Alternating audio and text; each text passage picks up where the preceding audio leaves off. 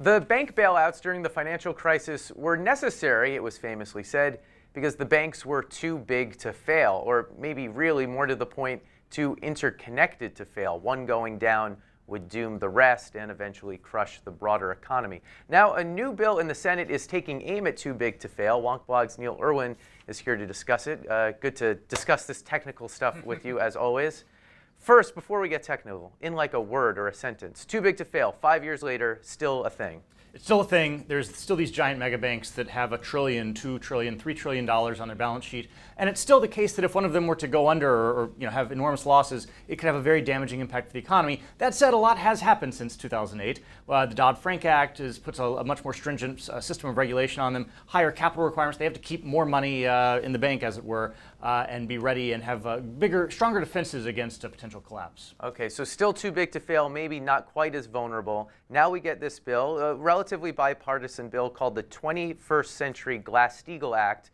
So I guess quickly, I know this is tough to do without people's eyes glazing over, but what's Glass-Steagall again? Well, so in the old days, after the Great Depression, the Glass-Steagall Act was enacted. It said, okay, if you're a commercial bank, that's fine. You do routine banking stuff, you take deposits, you make loans. That's the bank like you have down the street. If you're an investment bank, if you're a Wall Street firm, if you're trading and buying stocks and bonds, that's a different thing, and never the twain shall meet. You're either a commercial bank or an investment bank. You can't be both. That was repealed in 1999 in the Gramm-Leach-Bliley Act. And so now what we've seen in the last 15 years is the rise of banks that do both. So Citigroup, JP Morgan, Bank of America, these are institutions that are both a very big commercial bank and an investment bank doing the Wall Street wheeling dealing. So this is how we get these giant banks, and there's at least this thought that maybe it makes the rest of us more vulnerable to the bets these guys are playing on Wall Street. But then I kind of wonder whether it would make a difference in a crisis like we had in 2008.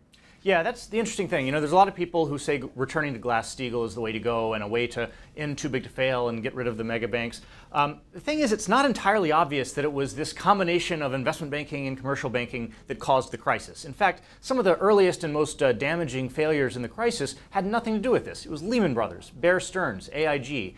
It was actually Citigroup and Bank of America. They came later. They were actually in better shape than some of those other institutions. So it's not entirely obvious that this is a solution to the actual problem we faced back in 2008.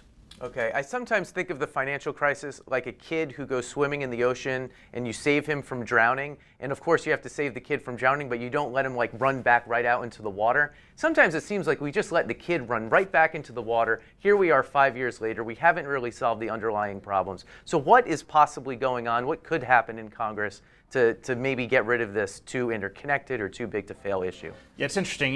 We saw the initial wave of financial regulation. The Dodd-Frank Act passed three years ago this summer.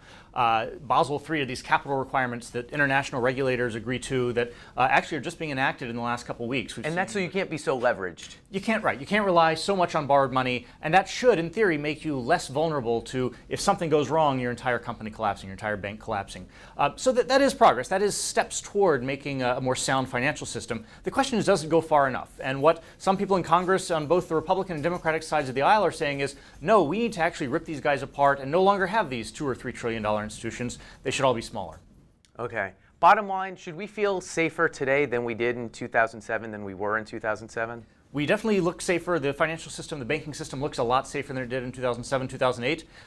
That said, we haven't been through another crisis yet. We don't know how this will work in practice. Did the regulatory process set in place in Dodd-Frank 3 years ago, did that go far enough in creating a strong, stable financial system that can preserve economic growth and avoid a kind of nasty recession like we've been through? And these bills have a chance to pass, we think? There's going to be very tough resistance from the banking industry.